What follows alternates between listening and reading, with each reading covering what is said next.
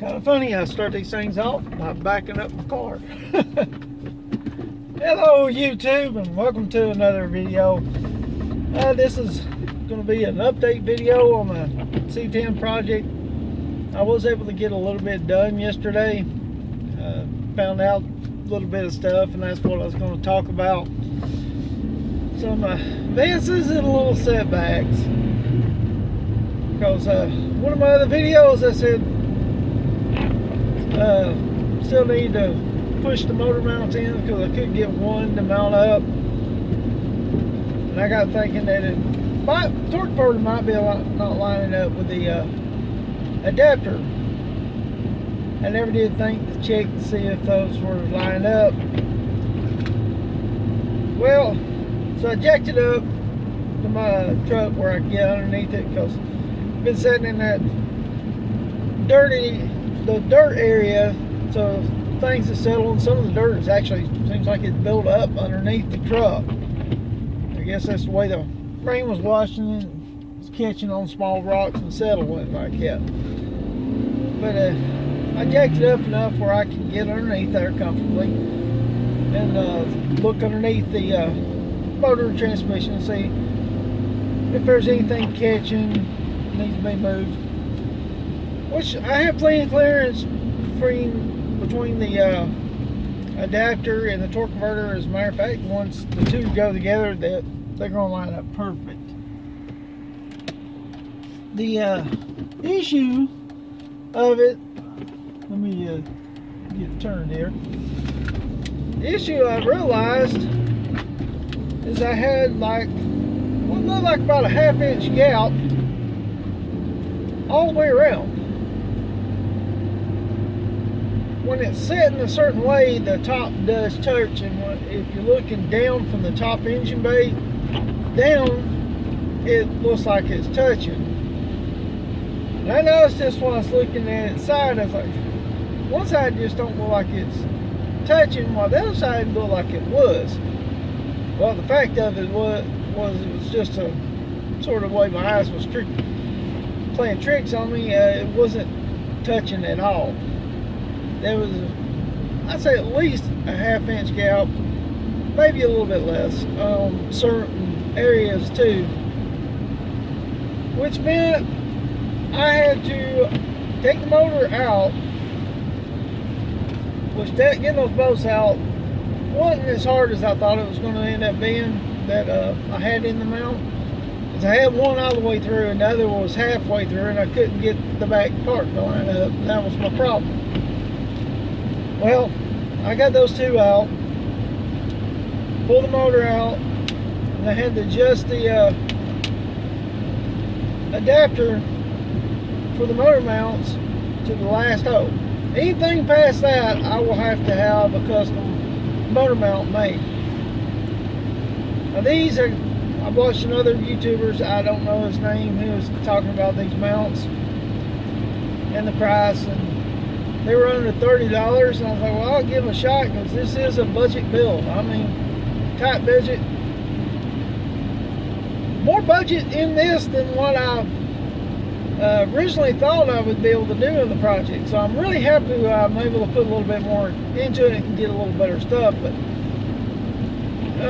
it is a learning experience, and of course, something like this, everybody says on the video, some will say it's easy, some say you're always going to catch snags.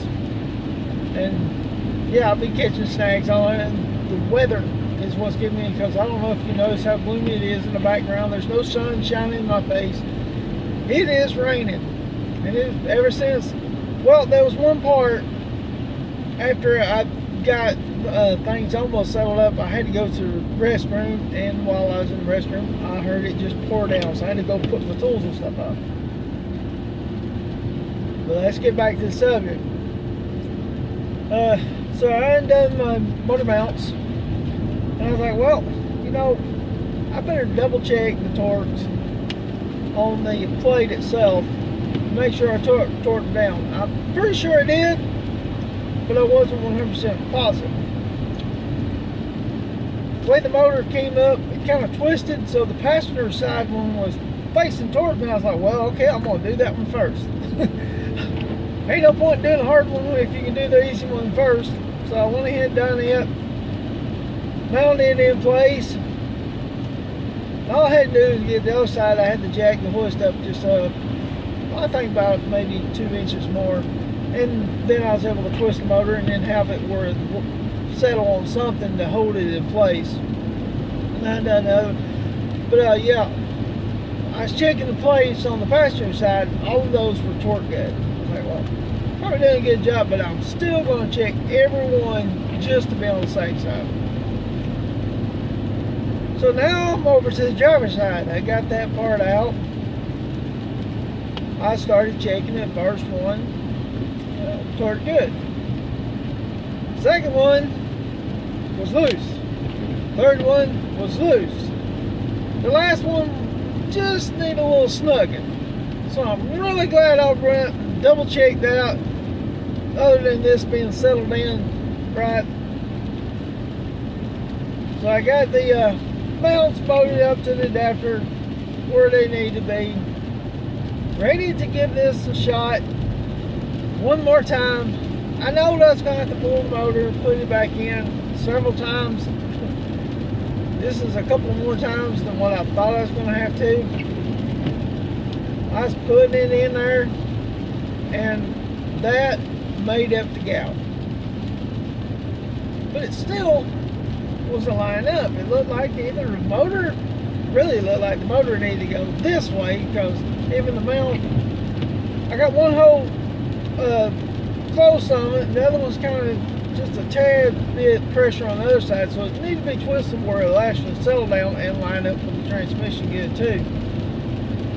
So I was looking on it, trying to figure out what's going on, and that's when I had to take a break to go to the restroom. Plus I needed to rest and get some water. Well, I think I went and rest first, and then I ended up having to go to the bathroom. And during the bathroom, I heard it just pour down rain. So I had to run outside, cover up the motor, put my tools up. I was like, oh man, now I'm that close to being, excuse me, being ready to have this mounted up. Hopefully for the last time, if anything happens, which it could, I'll have to redo everything later.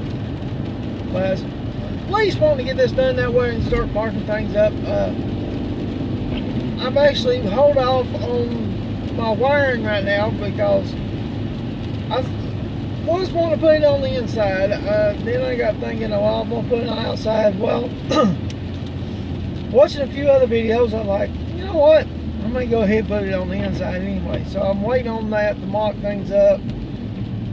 And there are since I'm taking these off, there are some wires that I can short and stuff. So I figured, well, it'd be best for me to just hold off and wait about that. One guy's being a little bit of a if you know what I mean. He's at a red light, having to wait. I got the yield so I can pull out, so I'm just looking for traffic, and he's pulling up little by little so I can't see what's on the other side. I hate people when they do that. I always, when I come up to a red light and I got a yield, I try to stay back far enough where they can see. That way there's no problems. Be considerate. But get back to the C10. After a while, I heard the rain finally settled. It looked like it might have stopped enough, so I was like, well, I'm gonna go out there. I'm not gonna completely uncover things, but I'm gonna get up there and see where I need to do my adjusting. Which I'm really glad I actually went out and done. I got like about 5-10 minutes in there before it started sprinkling on me, and then later on started raining again when I was inside. But got in underneath there.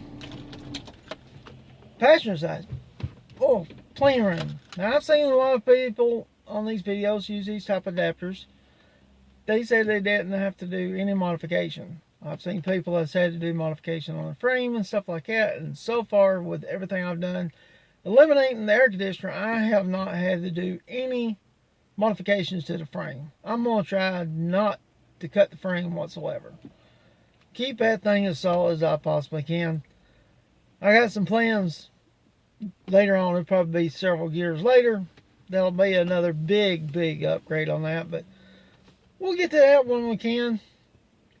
But I was looking, of course, the passenger side, perfect. I mean, I had plenty of room. I had up to 2 inches, good, maybe even more on sections, all the way around the back. Changing some of the sensors in the back would have been tight, but it'd been easy to get to. I was looking around, I was like, well, there's nothing bunching here, and then I got towards the driver's side. The driver's side right underneath the booster, I guess it's the way it mows and clips. It's got a metal part in there. That's about anywhere between 1 inch to 1.5 inches. Well, the heads on the driver's side have to be hitting that area, and if I flatten that out, that motor would go perfectly in there and I wouldn't have no issues. I've never seen anybody talk about that one little small spot on any video. I've actually that night and this morning looked around to see if I could find anybody else that's had that issue. I know some, when you do swaps and stuff like that, you'd have to actually modify the transmission bay and the back of the motor bay to make it a little bit wider or something like that, or maybe even cut it out, depending on what type of engine setup you're using and transmission. Well, my case is just that little bitty part, so I'm gonna have to pull the engine out one more time, hopefully for the last time, and do some modifications on that. Take a big hammer and just beat the thing down flat, or if it came to the worst, I can take cut off wheel and cut the thing off, or even take a grinder and grind it all the way down to flat metal.